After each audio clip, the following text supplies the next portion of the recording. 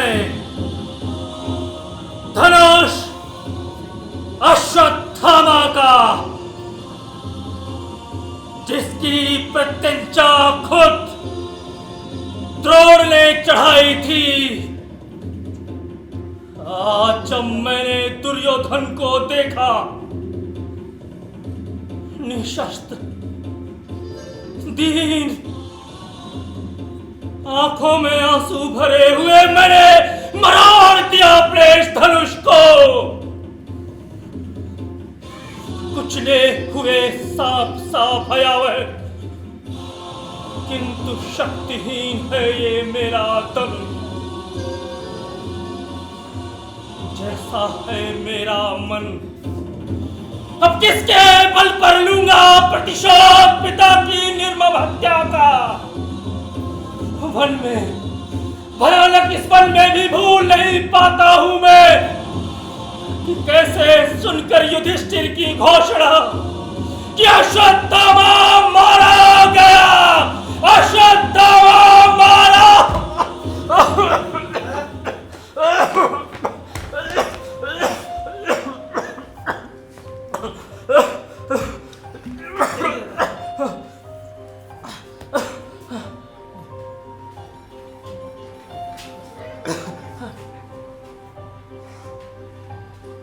तुम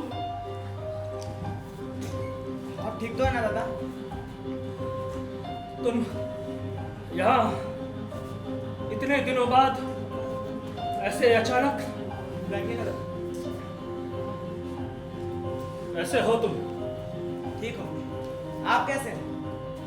मैं कैसा हूं? बिल्कुल इस मंच की तरह धूल जमी हुई, पुराना और अकेला भी। तुम तब से नीचे ही बैठे हुए थे? हाँ दादा, बस आपको परफॉर्म करते हुए देखना चाहता था। क्या देखा? यही ना कि कितना बूढ़ा हो चुका हूं। अरे नहीं नहीं दादा, देखा कि कितना कुछ सीखना बाकी है आपसे। वैसे दादा, हर शाम आप यहीं बिताते हो? अरे मेरा बस चले तो पूरा दिन यहीं बिताऊं, और इतने काम हैं। सुबह मंदार को, मंदार?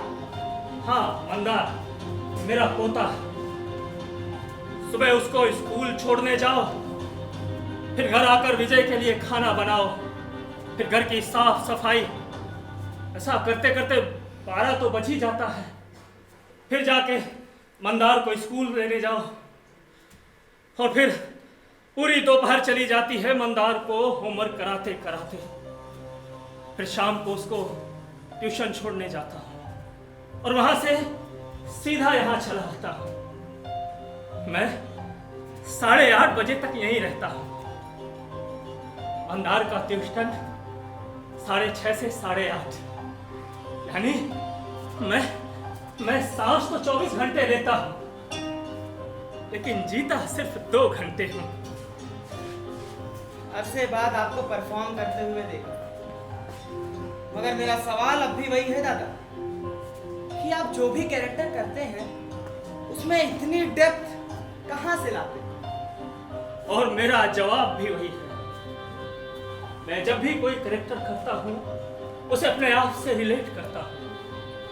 फॉर एग्जाम्पल, अश्वत्थामा को ही ले लो। मैंने मंच पर अनगिनत किरदार किए, लेकिन अश्वत्थामा को सबसे ज्यादा अपने करीब पाता हूं। उसका दर्द, आक्रोश, व्यथा, बेबसी, और तो और उसे भी तो धोखा देकर परास्त किया गया था। आप बहुत नाराज हैं मुझसे।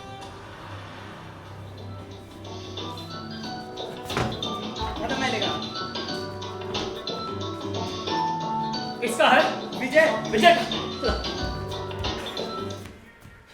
हेलो, हाँ विजय बेटा, हाँ, बिजली का बिल तो मैंने कब का जमा कर दिया है। हाँ, नल भी ठीक करवा दिया है। अरे प्लम्बर 500 रुपए मांग रहा था, आधे घंटे तक मैंने जिरह की, तब जाके 300 में माना। अच्छा, सब्जी किस चीज की बनाऊं? भिंडी की? ठीक है ठीक है। हाँ हाँ, मंदार को ले आऊंगा। अरे नहीं, बिल्कुल लेट नहीं होगा। अच्छा अच्छा। दादा, आपने ये सब नाटक अब भी संभाल कर रखे हैं? अरे ये कहना ज्यादा उचित होगा कि इन नाटकों ने मुझे संभाल कर रखा है, वरना पता नहीं मेरा क्या हो जाता। पगला घोड़ा है बदन, सूर्य की अंतिम किरण से सूर्य की पहली किरण तक आधे अधूरे। दादा, कुछ याद आया आपको? आधे अधूरे। कैसे भूल सकता हूं मैं हमारी और तुम्हारी वो आखिरी मुलाकात।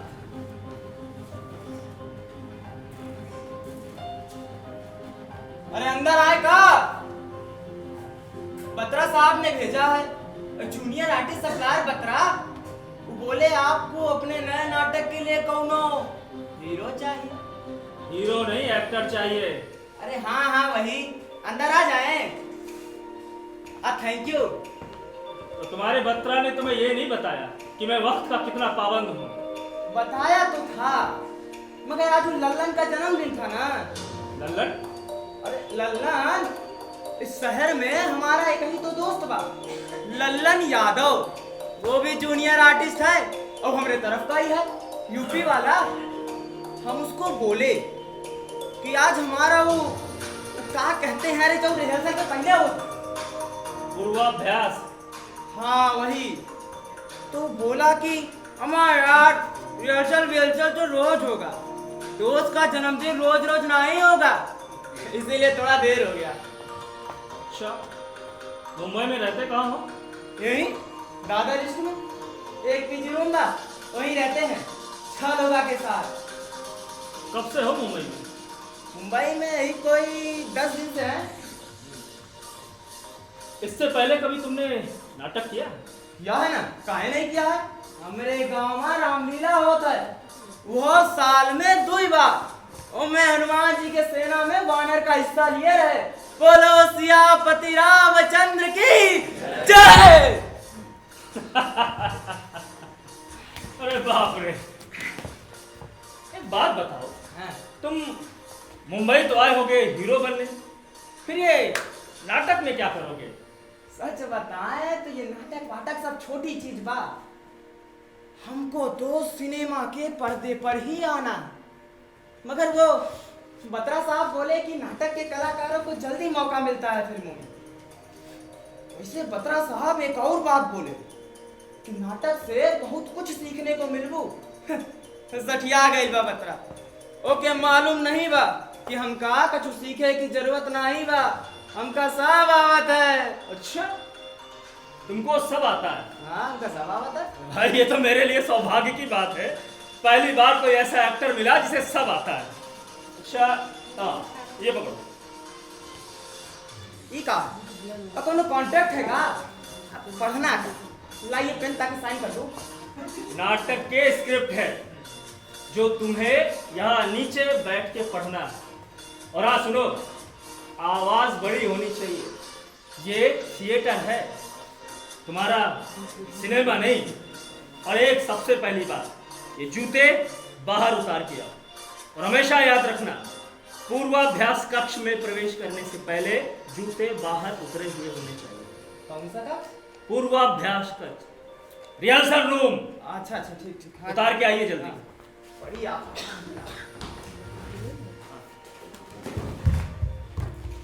यही बैठना है ना? हाँ। पढ़े? हाँ। आधे अधूरे, लेखक मोहन राकेश। मोहन राकेश? कौन जोड़ी है का सलीम जावेद जैसा?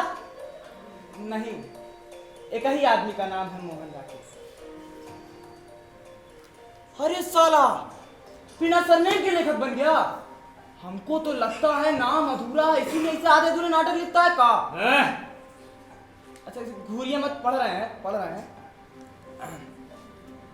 फिर एक बार फिर से वही शुरुआत, शुरुआत।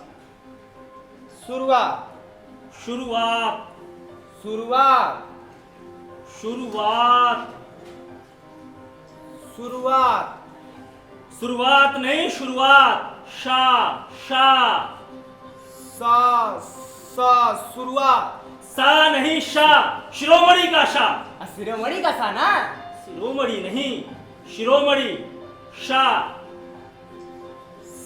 सा सा सा। अरे तुम सबूत का सा बोल रहे हो, मुझे शिरोमणि का शा चाहिए। सा। इस साला जो आप सब बोल रहे हैं साला निकल ही नहीं रहा मेरी जुबान से। अरे पर तुम्हें तो सब कुछ आता है ना। आगे पढ़ो। मैं नहीं जानता कि आप क्या आशा कर रहे हैं। इट्स नॉट आशा। आशा। आशा। शा। आशा। सा आशा। सा नहीं, शा। मैं जानता हूं तुम नाटक कर रहे हो ना। चलो आगे बोलो। शा। सा। मैं नहीं जानता कि आप क्या आशा कर रहे हैं। आशा नहीं, आशा। शा शा। सा और शा का फर्क नहीं पता है और चला है मुरारी हीरो बनने। आगे बढ़ो। मैं नहीं जानता कि आप क्या आशा कर रहे हैं कि मैं कौन हूँ। हूं नहीं, हूं। देखो उसमें बिंदी होगी, नेजल वाला हूं। मैं नहीं जानता कि आप क्या आशा। जोर से। क्या हुआ? ये तुम पसीने पसीने क्यों हुए जा रहे हो? तुम्हें तो सब कुछ आता है ना। हाँ। चलो पढ़ो। मैं नहीं जानता कि आप क्या आशा कर रहे हैं। बेस। मंत्र सप्तक। हु का होता। क्यों हमारी खिंचाई कर रहे हो भाई? तुम्हें तो सब कुछ आता है ना। हमका नहीं आवत है। क्या बोला? हमका नहीं आवत है। हमका कछु नहीं आवत है।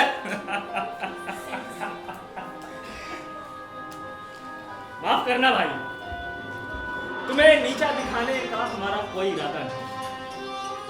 हम तो बस तुम्हें यह बताना चाहते थे कि जब तक तुम घमंड के चश्मे को उतारोगे नहीं, तब तक तुम्हें हर जगह भ्रम ही दिखाई देगा।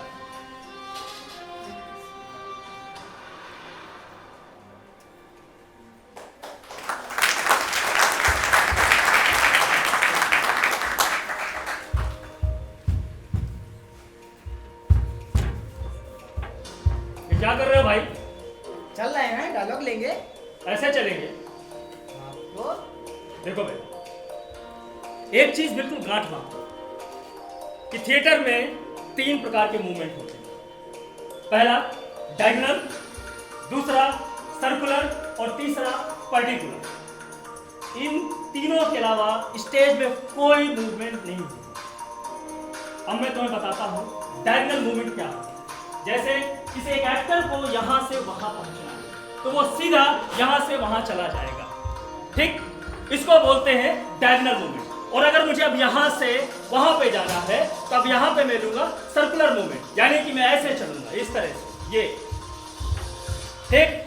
ये हो गया सर्कुलर मूवमेंट। अब तीसरा आता है पर्टिकुलर मूवमेंट, यानी कि जब एक एक्टर मंच पे खड़ा हो और एक दूसरा एक्टर डायलॉग्स बोलते हुए उसके पीछे से निकले तो आपको भी उसके अपोजिट दिशा में एक छोटा सा मूवमेंट लेते हुए अपनी प्रोफाइल दूसरे एक्टर की तरफ कर लेते। जैसे मैं यहाँ पे खड़ा हूँ, अगर एक एक्टर यहाँ से गुजरेगा तो मैं ऐसे हल्के से मूवमेंट लेते हुए और ये उसके तरफ अपनी प्रोफाइल कर लूँ, ठीक?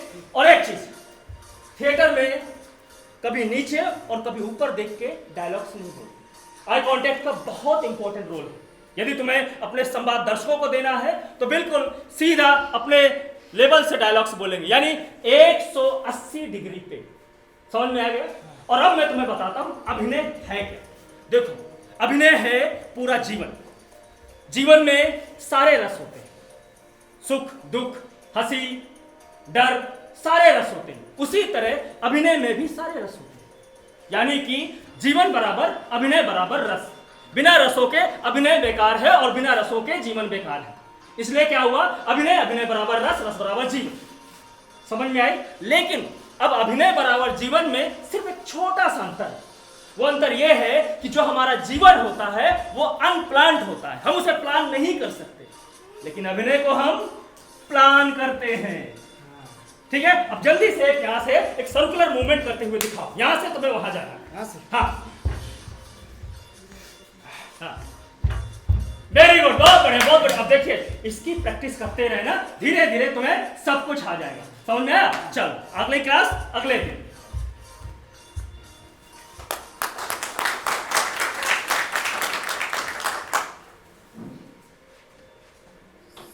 सा शा सा बेटा, सा नहीं, देखो यहां बैठा, सा नहीं, शा। और इस शा के उच्चारण में हवा निकलनी चाहिए। कैसे? शा, सा नहीं बेटा, शा शा, सा सा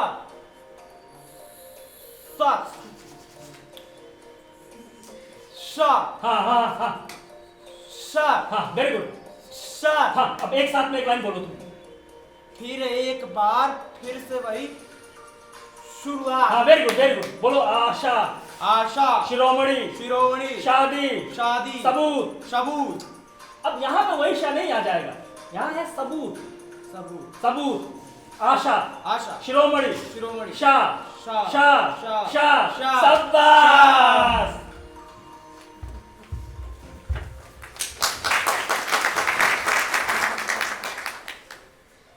कहाँ जा रहे हो? मैं तुम्हारे बिना नहीं जी सकूंगा। ये क्या कर रहे हो? डायलॉग पढ़ रहे हैं? ऐसे चिल्ला के? हाँ तो आप ही तो बोले तो पीछे रो तक आवाज जानी चाहिए। बेटा ठीक है कि मैंने तुम्हें बोला था कि तुम्हारी आवाज आखिरी रो तक सुनाई देना चाहिए, लेकिन आगे वालों का भी तो ख्याल करना है। इस तरह चिल्लाओगे तो आगे वालों के तो कान के पर्दे फट जाएंगे। देखो, संवाद में मॉड्यूलेशन बहुत जरूरी है। अगर तुम एक ही लय में पूरे डायलॉग्स बोलोगे तो जो दर्शक है वो ऊब जाएंगे। अच्छा, डायलॉग क्या है? बोलो। कहाँ जा रहे हो? कहाँ जा रहे हो? अब इसको गुस्से में बोलो। हम बोले? हाँ हाँ, गुस्से में। कहाँ जा रहे हो? हाँ, अब थोड़ा सा डर के बोलो। कहाँ जा रहे हो? Very good. अब थोड़ा सा मस्ती में। कहाँ जा रहे हो? देखा, तीनों में अंतर आया। इसी तरह हम डायलॉग्स को मूड के हिसाब से अलग अलग तरीके से बोलते हैं। ठीक, अब आता है बेस, क्योंकि जो रंगमंच है, थिएटर है, वो पेट का है, गले का है। ठीक, तो हम संवाद बोलने से पहले एक गहरी सांस लेते हैं और फिर संवाद बोलते हैं। चलो बोलो। कहाँ जा रहे हो? मैं तुम्हारे बिना नहीं जी सकूंगा।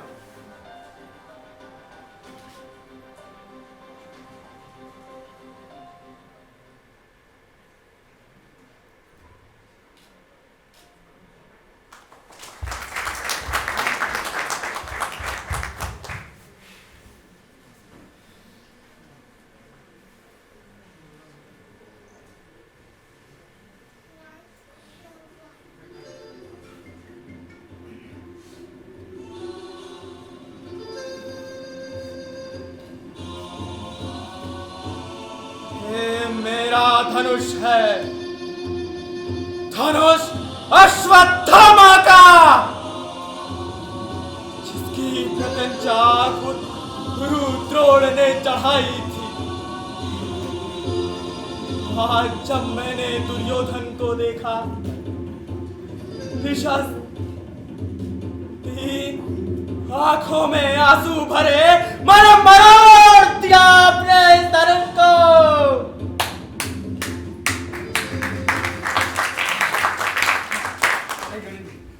बहुत बढ़िया बहुत बढ़िया। बस जो कुछ भी सीखा है आपसे ही तो सीखा है। अरे नहीं नहीं, तुम्हारी मेहनत और लगन है। लेकिन फिर भी गुरुजी, अब देखो, ज्यादा मक्खन न लगाओ। अच्छा सुनो, आज शाम को जब तुम रिहर्सल पे आओगे तो आषाढ़ के एक दिन की स्क्रिप्ट लेते हुए आना। मैं तुम्हें कालिदास का रोल दे रहा हूँ। ठीक है? कालिदास? हाँ। दादा वो इतना मुश्किल किरदार हमसे होगा? बेटा, तुम्हारी यही आदत तुम्हें दूसरों से अलग करती है। इतना कुछ सीखने के बावजूद भी तुम अपने आप को नौसिखिया दिखाते हो। मुझे पूरी उम्मीद है कि तुम इस कलाकार के साथ पूरा न्याय कर पाओगे। और हाँ, ये रोल तुम्हें ही करना, लेकिन अपना ये रवैया बना के रखना, ठीक है? क्योंकि ज्ञान एक समंदर की तरह है, उसमें इच्छा शक्ति जागृत करके डुबकी लगाओगे तो रोज एक ना एक मोती तुम्हें मिलेगा। और अगर किनारे बैठे रहोगे तो कुछ भी नसीब नहीं। तो रेत और पत्थर ही नसीब होंगे। याद है? हाँ दादा, कैसे भूल सकता। वैसे दादा, मैं आपसे हमेशा से एक सवाल पूछना चाहता हूँ। मेरा रवैया, मेरा हुलिया, मेरी जुबान सब एक जानवर से भी बदतर थी, फिर भी आपने मुझे अपने ग्रुप में शामिल किया। यानी तुम इनडायरेक्टली रूप से अपनी तारीफ सुनना चाहते हो? अरे नहीं दादा, तुम्हारी सच्चाई, तुम्हारी हमारी पहली मुलाकात, तुम्हें पता था कि मैं वक्त का कितना पाबंद, फिर भी तुमने देर से आने का कोई बहाना नहीं बनाया। तुम्हारी जगह में कोई दूसरा होता तो पहली मुलाकात अच्छी रहे इसलिए कोई ना कोई बहाना बना देता, लेकिन तुमने बिना सोचे सब कुछ सच सच बता दिया। बेटा, ईमानदारी और साहस, अगर कलाकार एक इमारत है तो ईमानदारी और साहस उसके दो स्तंभ, जिनके बिना पूरी इमारत तिनकों में बिखर जाती है। और आज के बच्चे ऐसे झूठ बोलते हैं कि पूछो ही मत। रिहर्सल पे देर से आने के लिए रोज नए नए बहाने, और कभी कभी तो बिना बताए ही गायब हो जाते। फोन करके पूछो तो कभी कहेंगे हमारे मामा मर गए हैं, कभी कहेंगे हमारे चाचा मर गए हैं, कभी कहेंगे दादी खत्म हो गई है। ऐसे ऐसे बहाने बताते हैं कि आप कुछ बोल ही नहीं सकते। दादा, आप मेरी फिल्में देखते हैं?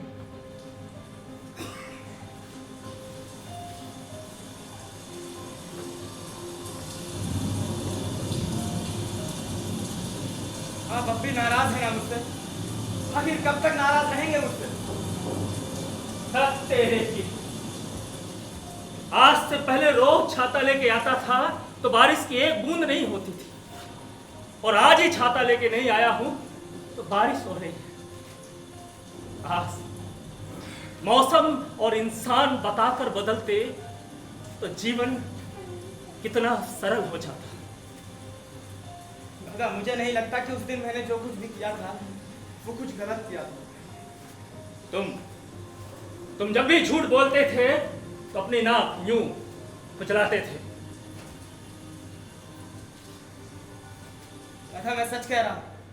I don't regret my decision at all. Good, very good. आप बहुत नाराज हैं ना? देखो, मैं तुम्हें आखिरी बार बता दे रहा हूं, मैं किसी से नाराज नहीं हूं। दादा, आप भी जब झूठ बोलते थे अपना आईब्रो खुजाते थे, फिर यूं, यानी हम दोनों एक दूसरे से झूठ बोल रहे हैं, अंधेरे में ढकेल रहे हैं एक दूसरे को। मगर दादा, आज तो मैं सच्चाई जानकर ही रहूंगा। जब तक कि मैं सच्चाई नहीं जान लेता मैं कहीं नहीं जाऊंगा। सुना आपने? मैं कहीं नहीं जाऊंगा।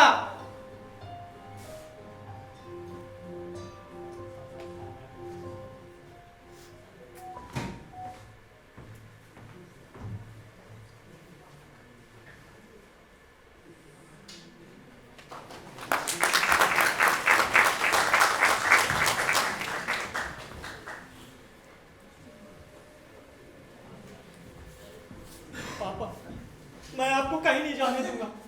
It's my birthday today.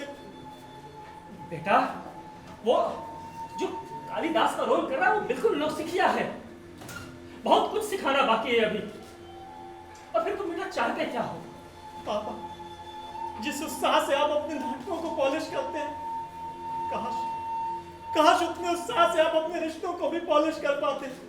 बेटा तुम कहना क्या चाहते हो? पापा, सिर्फ एक दिन के लिए आप ये डायरेक्टर का लिबास उतारकर पिता का लिबास नहीं पहन सकते हैं? विजय, एक दिन तुम्हारी माँ ने भी मुझसे ऐसे ही जिद की थी। तब हमारी शादी की पहली सालगिरह थी। मैं तुम्हारी माँ की जिद पे आकर सालगिरह सेलिब्रेट करने के लिए एक होटल पे गया, अपने सारे दोस्तों को बुलाया, खूब अच्छे से एंजॉय किया। और तभी पता चला कि हमारे गुरुजी के बेटे और बहू एक कार एक्सीडेंट में मारे गए। फिर भी वो रिहर्सल पर मौजूद थे। उनकी पूरी दुनिया लुट गई थी, फिर भी वो रिहर्सल पर मौजूद थे। और मैं सिर्फ अपनी शादी की सालगिरह के लिए रिहर्सल पर नहीं गया था। तब से मैंने अपने आप से एक वादा किया कि अपनी निजी जिंदगी का साया तक नहीं पड़ने दूंगा थिएटर पर। आपकी निजी जिंदगी का साया तक नहीं पड़ता इस थिएटर पर, लेकिन इस थिएटर की वजह से आपकी निजी जिंदगी पर साया पड़ता है। उसका क्या? बेटा तो समझते क्यों नहीं हो? सारे बच्चे नए हैं। अगर मैं ही रिहर्सल पे समय से नहीं पहुंचूंगा तो उन पर गलत असर नहीं पड़ेगा। वो सारे बच्चे गलत सबक नहीं सीखेंगे और फिर वो अपनी आगे आने वाली पीढ़ी को गलत सबक सिखाएंगे और वो अपनी आगे आने वाली पीढ़ी को गलत सबक सिखाएंगे। और इस तरह से थिएटर का कभी भला नहीं हो सकता है। बस आपको थिएटर के भविष्य की फिक्र है, बेटे की वर्तमान की कुछ नहीं पड़ी आपको। विजय देखो, मैं जा रहा हूं, तुम खाना खा के सो जाना। मुझे आने पे देर होगी, मेरा इंतजार मत करो। मत जाइए ना पापा। पापा, पापा, मत जाइए ना।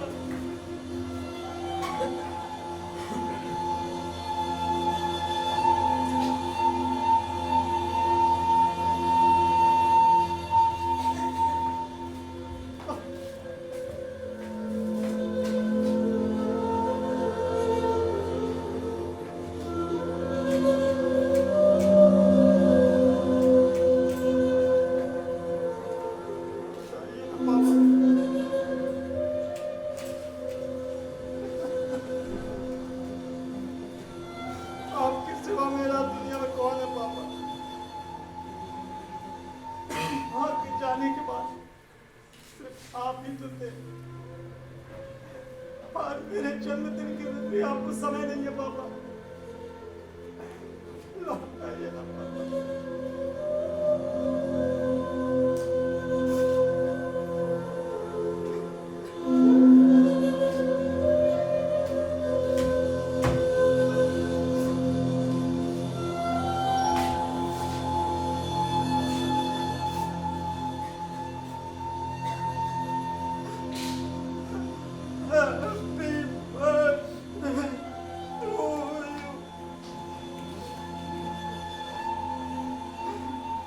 Happy birthday to you.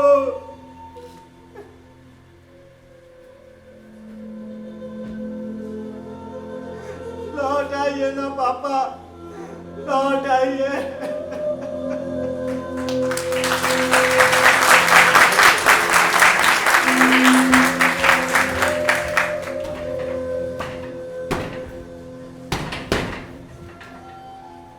लौट आइए जनाब, लौट आइए।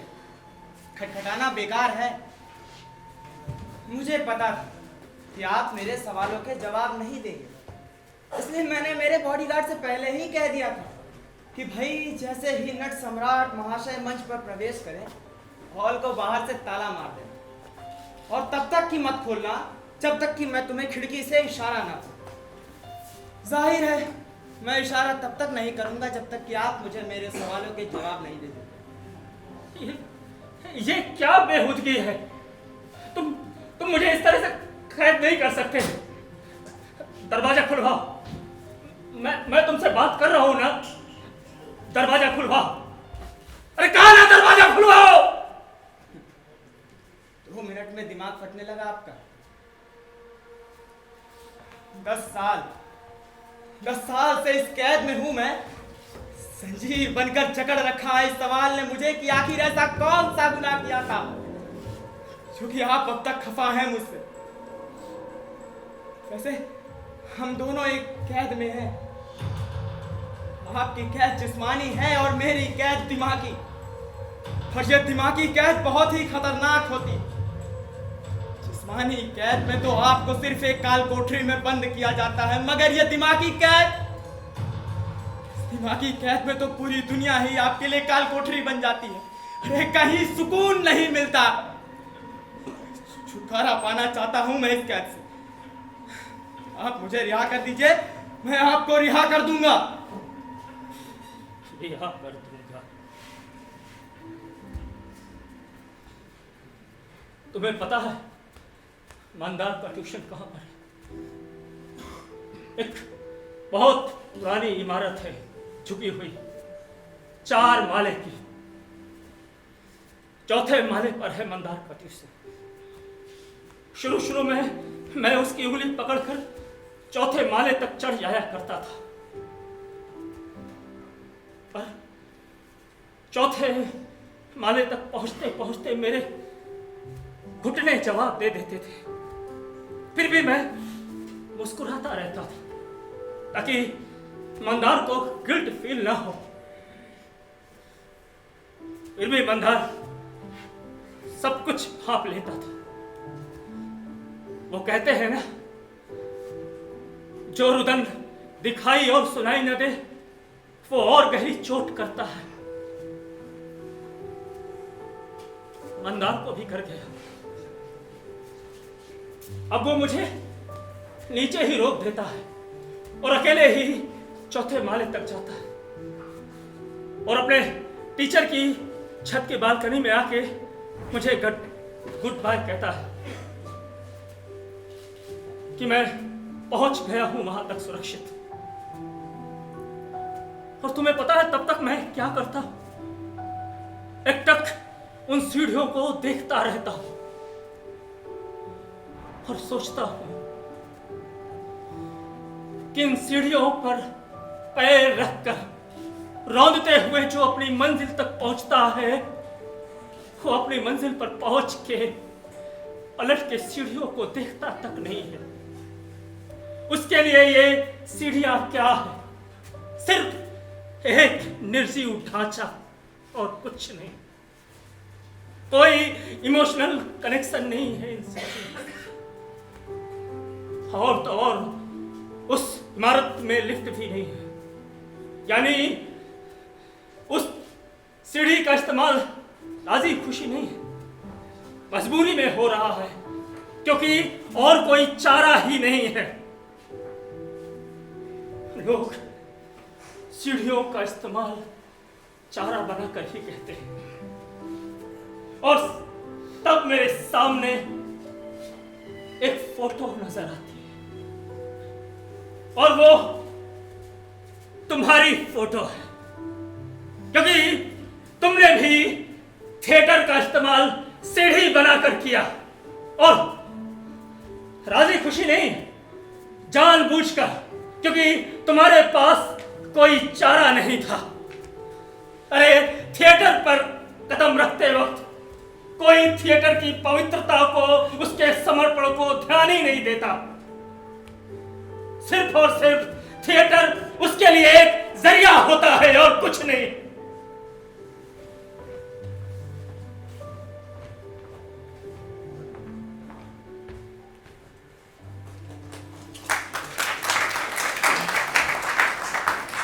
मुंह मोड़ दिया दारा शिकोह ने हमसे। मैंने कहा था ना कि वो एक काफिर हो गया है, मगर औरंगजेब इतनी आसानी से हार नहीं मानेगा। ये क्या कर रहे हो तुम? ये क्या कर रहे हो? ना डायलॉग पे कोई मॉड्यूलेशन है, ना मूवमेंट है। ये क्या हो गया तुम्हें? मैं थिएटर छोड़ना चाहता हूं। थिएटर छोड़ना चाहते हो? अरे थिएटर कोई बागीचा नहीं है, जब मन किया करके बैठ गए, जब मन हुआ और चल दिए। थिएटर की तुलना फौजी समुदाय से होती है, जिसमें चाहिए आत्मसमर्पण। और ये पाठ तो मैंने तुम्हें सबसे पहले ही पढ़ा दिया था। मैंने कोई कॉन्ट्रैक्ट नहीं साइन किया है आपके साथ। आप मुझे यूं जबरदस्ती नहीं रोक सकते। नहीं, ये कैसे बोल रहे हो तुम? नहीं, ये तुम्हारे विचार नहीं हो सकते। मैं कोई खिलौना नहीं हूं कि कोई मेरी चाबी भरे और मैं नाचूं। तो आ आज ही एक दिन में सब कुछ ये कैसे हो गया? कल तक तो तुम सब ठीक ठाक था। अरे तो कौन सा बड़ा आसमान टूट पड़ा आप पर? अगर एक मजदूर कम हो गया तो? मजदूर? हाँ, हम सब मजदूर ही तो हैं जो आपकी महत्वाकांक्षा का बोझ उठाते हैं। अरे इतना शोषण तो कोई किसी मजदूर का भी नहीं करता। क्या बकवास कर रहे हो तुम?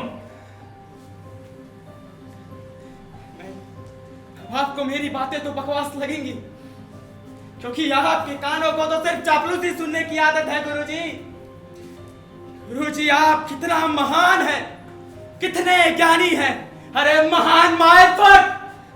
देखो, मैं तुम्हारी रग रग से वाकिफ हूं। ये तुम्हारे निजी ख्यालात हो ही नहीं सकते।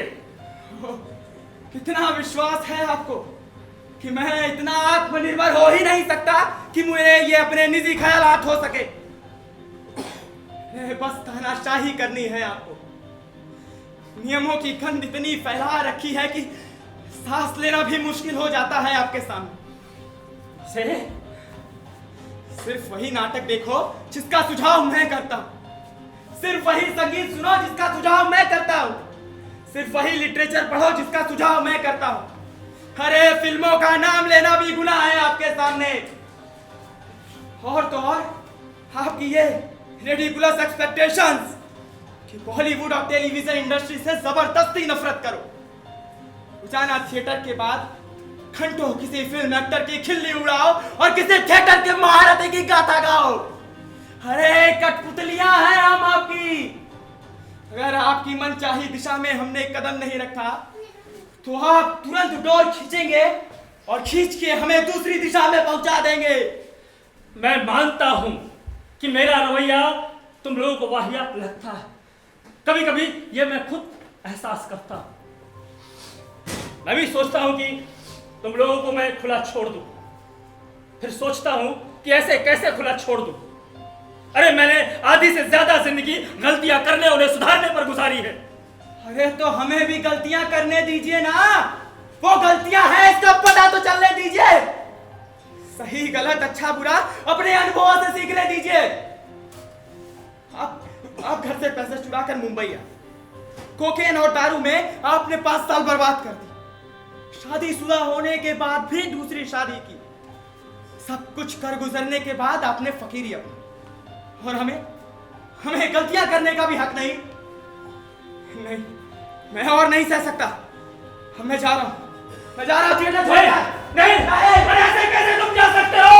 अरे मैंने तुम्हें पाला है, सीखा है, सिखाया है, तुम उन्हें छोड़ के नहीं जा सकते।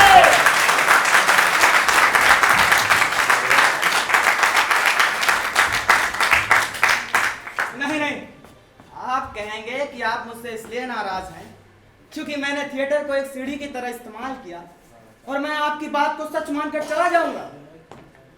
नहीं गुरुजी, आपके नाराजगी की वजह कुछ और ही है।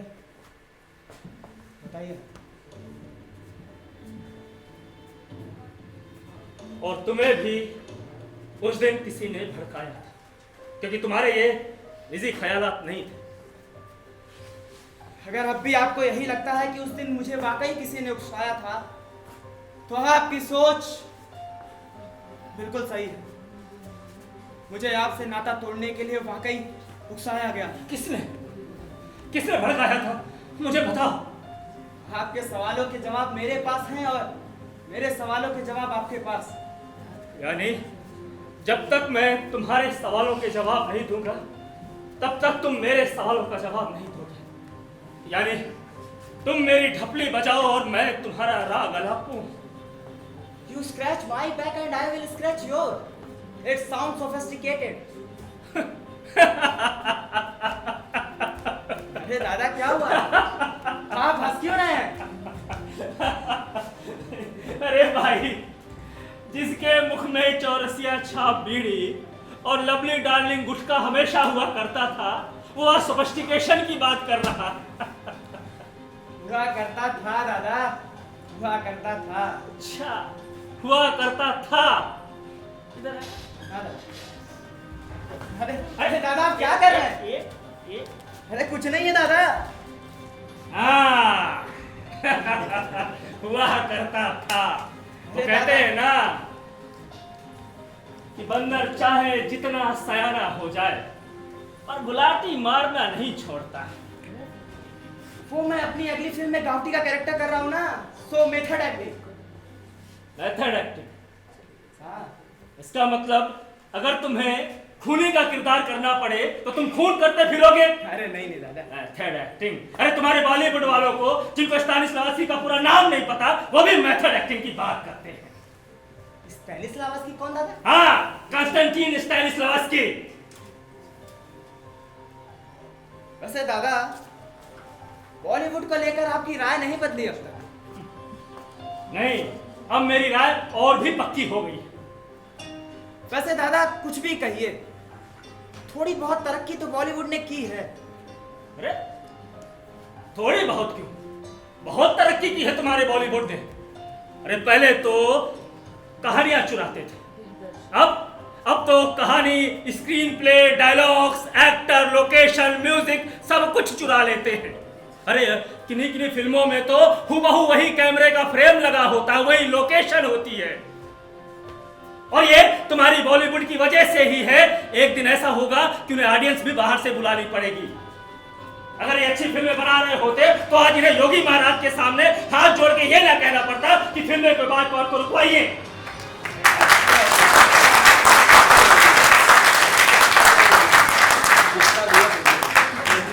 सचमुच दादा, टॉपिक चेंज करना तो कोई आपसे सीखे।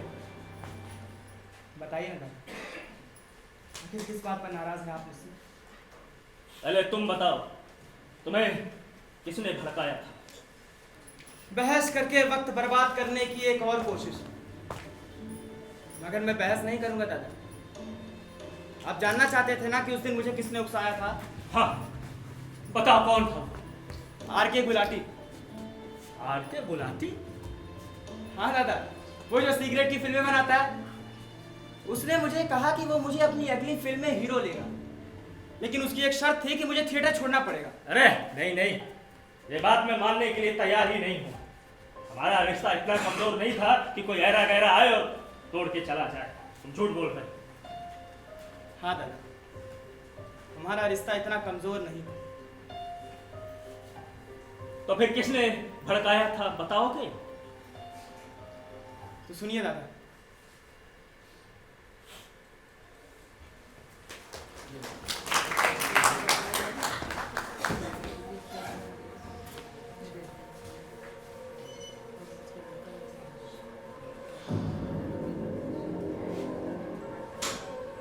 तुम समझ रहे हो ना मैं क्या कहना चाहता हूँ? विजय, ये तुम क्या कह रहे हो? अरे तुम चाहते हो कि मैं उनसे नाता तोड़ दूं जिन्होंने मुझे सब कुछ सिखाया? ये नहीं हो सकता। कैसा धोखा? तुम उन्हें कोई धोखा नहीं दे रहे हो, समझ रहे हो ना तुम? ऐसे भी उन्होंने जो कुछ भी किया है वो अपने लिए किया है, तुम्हारी फिल्मों के लिए कुछ नहीं किया है। वो चाहते थे कि तुम थिएटर छोड़ दो, समझ रहे हो ना तुम? तुम तो ऐसे कह रहे हो जैसे कि बहुत ही बेकार सलूक करते हैं वो तुम्हारे साथ। अरे अगर गंदा बर्ताव करते तो मैं इतना दुखी नहीं होता। वो सलूक ही नहीं करते मेरे साथ। आपके अस्तित्व का कोई अपमान करे आप बर्दाश्त कर सकते हैं, लेकिन अगर आपके अस्तित्व को कोई नजरअंदाज कर दे, ये सहना नामुमकिन होता है। वो हमेशा मुझे नजरअंदाज करते आए हैं।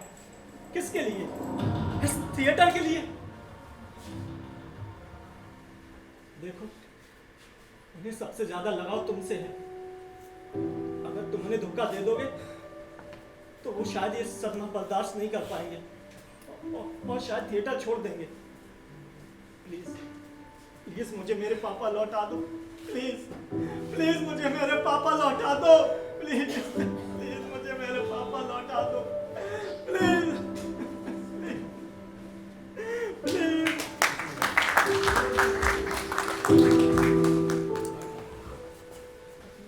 अब आपको आपके सवालों का जवाब मिल चुका है।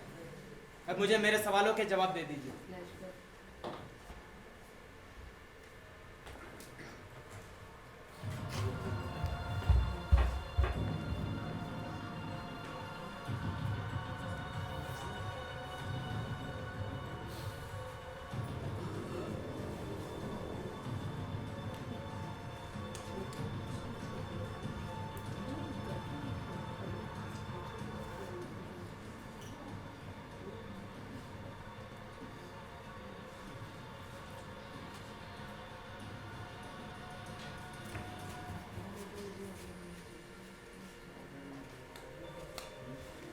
अरे बेटा, अरे पापा आप आइए ना। तुम सोए नहीं अभी तक? नींद ही नहीं आ रही पापा। सोचिए ना पापा, केएल कॉलेज में मेरा एडमिशन होगा, महाराष्ट्र की बेस्ट इंजीनियरिंग कॉलेज में से एक। बेटा वो पापा आप चिंता क्यों करते हैं? कॉलेज पुणे में हुआ तो क्या हुआ, मैं हर वीकेंड आऊंगा ना आपसे मिलने के लिए। बेटा वो बात नहीं है। पता है पापा, पिछले साल उस कॉलेज का कट ऑफ 92% था। पापा मैं वादा करता हूँ मैं दिन रात मेहनत करूंगा। वैसे भी सबसे बड़ा तो टेंशन पैसों का था ना, जिसका बंदोबस्त तो आप कर ही चुके हैं। बेटा वो रुपए मैं किसी और को दे चुका हूँ। क्या? किसी और को दे चुका हूँ? ये आप क्या बोल रहे हैं पापा? ये मेरी जिंदगी का सवाल है। बेटा वहां भी किसी की जिंदगी का सवाल है। किसे दिए आपने पैसे? बताइए, मेरी पढ़ाई के पैसे किसे दिए आपने? बताइए ना, बताइए किसे दिए आपने पैसे? बताइए।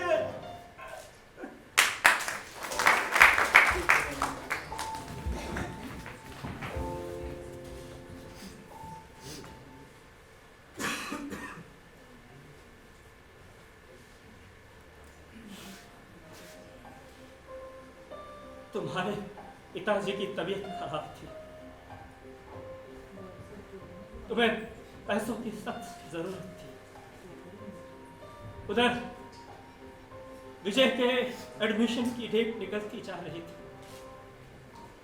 फिर भी मैंने बिना सोचे विचारे वो रुपए तुम्हें दे दिए। इसके बावजूद तुम मुझे छोड़कर चले गए, इसलिए मैं तुमसे नाराज हूं। और मुझे यह नहीं पता था कि मेरे ही बेटे ने तुम्हें मेरे खिलाफ भड़काया।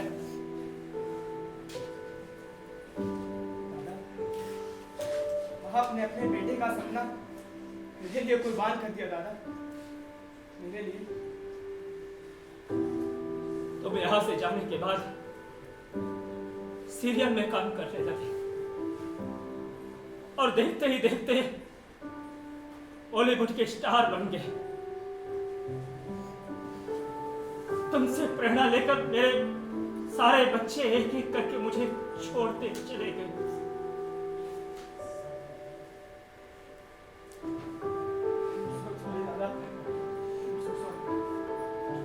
अरे माफी तो मुझे मांगनी चाहिए तुमसे। मैंने तुम्हारी मदद क्यों की? क्योंकि तुम्हें पैसों की जरूरत थी। मैं तुम्हें पैसे दे दूंगा तो तुम पैसे घर भिजवा दोगे और पूरा फोकस थिएटर में करोगे और थिएटर को अपना एक सेवक गंवाना नहीं पड़ेगा। मैंने जब तुम्हारी मदद की तब भी मेरे अंदर तुम्हारा ख्याल नहीं, एक थिएटर का।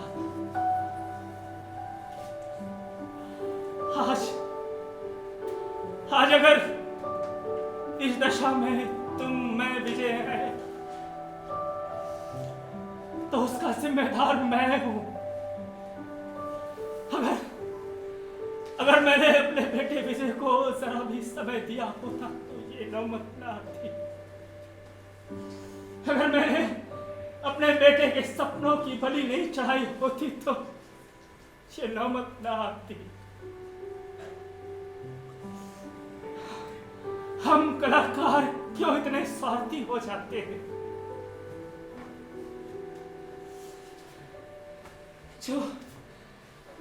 जो कला के पीछे अपने पूरे परिवार को भुला देते हैं।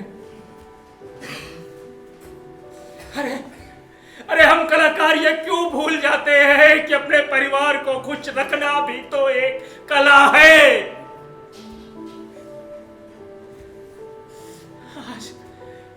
आज मैं सबसे पहले अपने बेटे से जाकर उससे माफी मांगूंगा।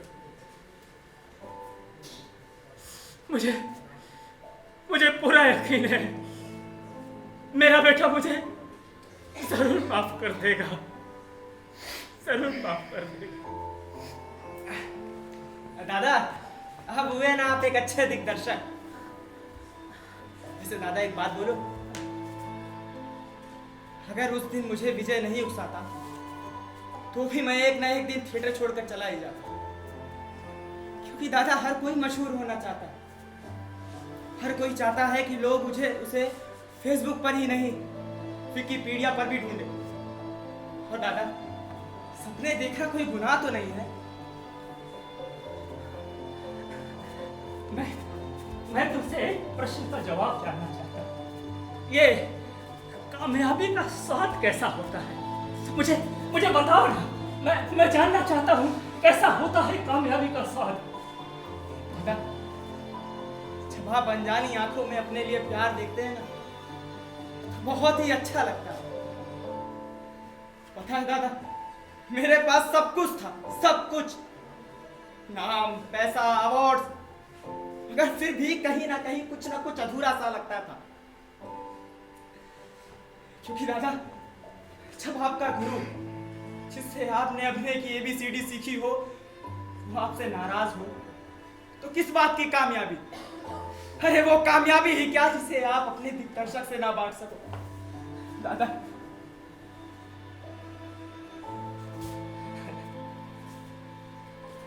तुम मुझसे पूछता है ना कि मैं तेरी फिल्में देखता हूं कि नहीं। अरे मैंने तेरी सारी फिल्में देखी है, फर्स्ट डे फर्स्ट शो। तेरे जितने भी इंटरव्यू अखबार और पत्रिका में छपते थे ना, सारे मैंने संभाल कर रखे हैं। अच्छा देखो, तुम्हें तुम्हारे सवालों का जवाब मिल गया और मुझे मेरे। अब तो दरवाजा खुलवा दो। वैसे दादा, मंदार का ट्यूशन खत्म होने में अभी थोड़ा वक्त बाकी है, तब तक क्या करें? नाटक? अरे नहीं भाई, मैं वैसे भी बूढ़ा हो गया हूँ और अभी थक गया हूँ। अरे यार दादा, करते हैं ना।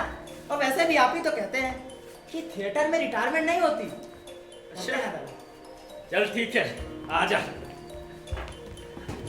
अच्छा सुनो, तुम्हारा कैरेक्टर है गांव से आया हुआ एक ओवर कॉन्फिडेंट लड़का, जिसे ठीक से बोलना भी नहीं आता है। ठीक है? और सुनो, यहाँ नीचे बैठ के तुम्हें डायलॉग बोलने पड़ेंगे। ठीक है। और आवाज ऊंची रखना। ठीक है। थिएटर है, तुम्हारा सिनेमा नहीं। हाँ ये लो। और हाँ, सबसे पहले ये जूते बाहर। सॉरी दादा। हाँ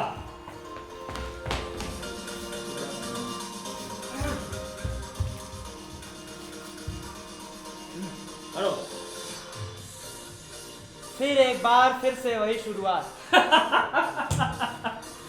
कर दी है गड़बड़। क्या हो गया? अरे भाई, मैंने तुमसे क्या कहा था कि तुम्हारा कैरेक्टर है गांव से आया हुआ एक ओवर कॉन्फिडेंट लड़का, जिसे ठीक से बोलना नहीं आता।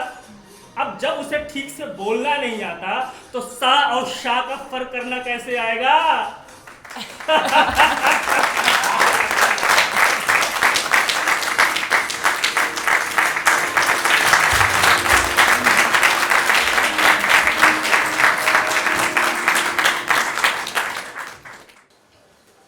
आप सभी का इस मंच में अभिनय कर रहे कलाकारों से परिचय करवा दूं।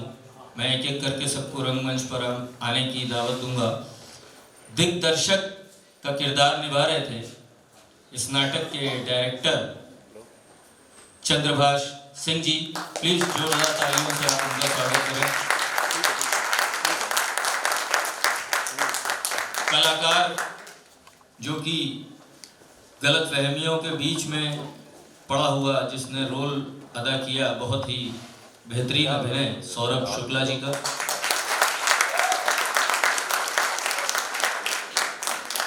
दिग्दर्शक का बेटा विजय, वो बेटा दिग्दर्शक का सिर्फ नाटक में था।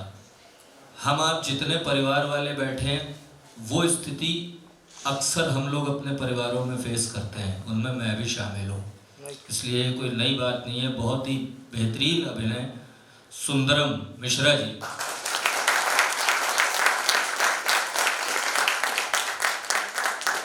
और मंच के पीछे टेक्नीशियंस की टीम जो काम कर रही थी, रंगदीपन निहारिका कश्यप एवं अग्नि सिंह जी, संगीत संचालन कर रही थी जूही कुमारी और उनका साथ दे रहे थे विशाल वर्मा जी। मंच व्यवस्था संभाल रहे थे विशाल श्रीवास्तव जी एवं कोमल प्रजापति जी। रूप सज्जा यानी मेकअप को मैनेज किया था सचिन गुप्ता जी ने। वेशभूषा यानी कॉस्ट्यूम को मैनेज किया श्री ऐश एवं श्रुति पांडे जी। मंच प्रॉपर्टी को संभाल रही थी साक्षी अवस्थी जी। सह निर्देशन था जूही कुमारी जी का। मंच संचालन मैं कंवलजीत सिंह।